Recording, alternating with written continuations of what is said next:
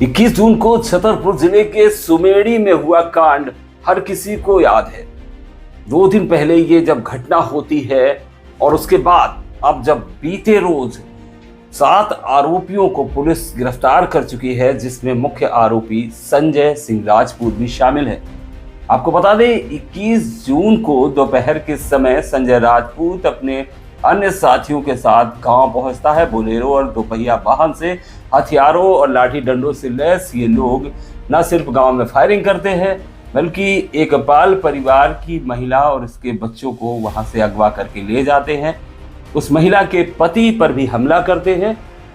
घायल पति का उपचार किया जा रहा है और इस मामले में पुलिस ने मुख्य आरोपी संजय राजपूत सहित अन्य आरोपियों के खिलाफ हत्या के प्रयास, अपहरण जैसी धाराओं के तहत मामला दर्ज कर सरगर्मी से आरोपियों की तलाश प्रारंभ की थी। और इसमें 7 आरोपी जहां गिरफ्तार हो चुके हैं, आरोपियों पर 10,000 का इनाम भी घोषित किया गया था। भिवंडी हरियाणा से आरोपी जो संजय राजपूत है उसे गिरफ्तार किया गया है। इस अपहृत महिला और उसके दोनों बच्चों को भी सकुशल दस्तयाब किया गया है। मामला इतना बड़ा था तो कांग्रेस कैसे पीछे रहती, लिहाजा इस मामले में राजनीतिक टिप्पणियां भी आई। कांग्रेस भाजपा पर हमलावर हुई। कांग्रेस ने एक पत्र बीते रोज जारी किया, जिसमें जो मध्य प्रदेश कांग्रेस कमेटी है उनके द्वारा 4 सदस्यीय देश स्तरीय जांच समिति का गठन किया गया, जिसे इस पूरे मामले की जांच की जिम्मेदारी दी गई। जल्दबाजी में कांग्रेस ने भाजपा को आड़े हाथों तो लिया, लेकिन जो पत्र जारी हुआ उसमें 2 बड़ी गलतियां भी थी। ये घटना में जो विक्टिम है वो बाल समाज से है और बाल समाज छतरपुर जिले में ओबीसी में आता है। इस पत्र में इन्हें अनुसूचित जाति वर्ग का लिखा गया। साथ ही जो फरियादी है उसकी हत्या की बात लिख दी गई, जबकि वो उपचाररत है, अस्पताल में उसका उपचार जारी है। तो कांग्रेस ने जल्दबाजी में बिना किसी पड़ताल किए किस तरीके से एक पत्र जारी कर दिया, ये एक छोटी लापरवाही नहीं है, क्योंकि ये पत्र किसी आम कार्यकर्ता ने नहीं, किसी जिले के कार्यकर्ता ने नहीं, मध्य प्रदेश कांग्रेस कमेटी ने जारी किया था। दूसरा राजनीतिक पहलू आज और होगा। जीतू पटवारी छतरपुर आ रहे हैं। हम लगभग 5:30 बजे जो उनका निर्धारित कार्यक्रम है उसके अनुसार वो सुमेड़ी गांव जाएंगे, घटनास्थल का जायजा लेंगे और जो प्रभावित परिवार है उसके परिजनों से भी मिलेंगे। इस सुमेड़ी गांव के हालात के बारे में भी हम आपको बतला देते हैं। बीते रोज हमारी टीम वहां पहुंची, हमने तमाम ग्रामीणों से बात की। वो 3 से 5 मिनट जो दहशत के थे गांव के, उन लम्हों को लेकर ग्रामीण अभी भी सहमे हुए हैं। इस पूरे घटनाक्रम को लेकर एक पहलू और आया। जब हमारी टीम गाँव में थी तभी हमें सूचना मिलती है कि कुछ बाल समाज के लोग कुछ युवाओं के साथ थाने पहुंचते हैं, वहां एसडीओपी में ज्ञापन देते हैं।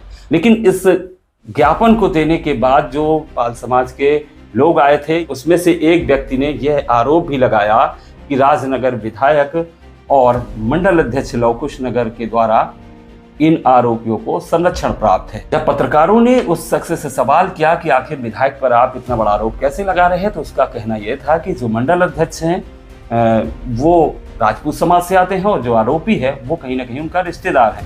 ये तर्क था उस शख्स का जिसने आरोप लगाए।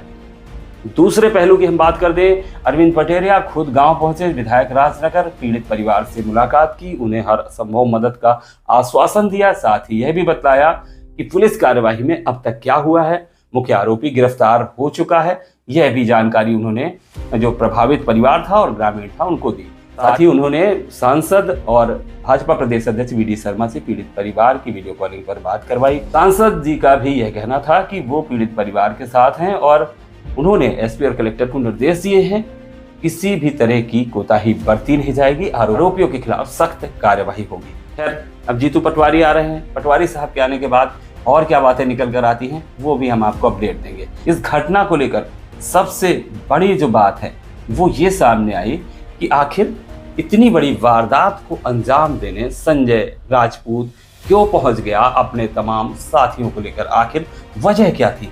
जब संजय राजपूत के हमले से घायल शख्स जो पीड़ित है वो लवकुश नगर अस्पताल पहुंचा था, वहां हमारे पत्रकार साथियों ने उससे जब बात की तो उसका कहना यह था कि उनकी भाभी जो है वो पत्नी पर और आरोपी पर शक करती थी। को लेकर उसने अपनी पत्नी से जब बात की तो पत्नी का ये कहना था कि तुम संबंधित व्यक्ति से यह कह दो कि वो हमारे घर के दरवाजे मत बैठा करे।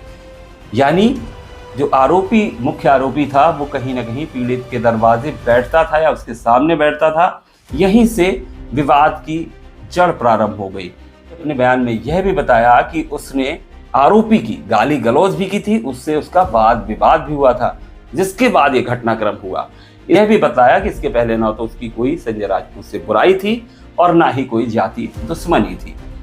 जब एसडीओपी लवकुश नगर से घटना के कारणों की बात की गई थी, इस घटना की दाद थी, तो उनका भी ये कहना था महिला अपहृत महिला है, उसका संपर्क मुख्य आरोपी यानी संजय राजपूत से था। मुख्य आरोपी हरियाणा से गिरफ्तार हुआ है, उसके पास से ही महिला और दोनों बच्चों को दस्तयाब किया गया है। तो सवाल यह भी उठता है, मुख्य आरोपी एक महिला और 2 बच्चों को अपहरण करके इतनी दूर कैसे ले गया? उसका साथ किन लोगों ने दिया? कैसे वो हरियाणा तक घटना के कुछ ही घंटों बाद पहुंच गए? सवाल यह भी उठता है कि क्या उस महिला की सहमति रही होगी? क्या पूरे रास्ते में इतने बड़े सफर के दौरान उस महिला ने कहीं भी मदद नहीं मांगी होगी या मदद के लिए गुहार नहीं लगाई होगी? बहरहाल पुलिस ने सक्रियता बरती और एसपी छतरपुर ने 5 टीमें बनाई थी और 24 घंटे के अंदर इसमें सफलता मिली।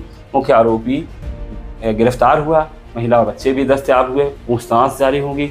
इस मामले को लेकर कई परतें खुलने की उम्मीद है। क्या खुलासा होता है? आखिर वास्तविक कारण क्या था घटना का और इस घटना में संलिप्तता कितनी थी महिला की या नहीं थी? फिलहाल स्पष्ट तौर पर या आधिकारिक तौर पर नहीं दिया जा सकता है, जांच का विषय है। किस तरीके के तथ्य सामने आते हैं, इन तमाम अपडेट्स से हम आपको लगातार रूबरू करवाते रहेंगे। मुझे यानी राजन सिंह को इजाजत, नमस्कार।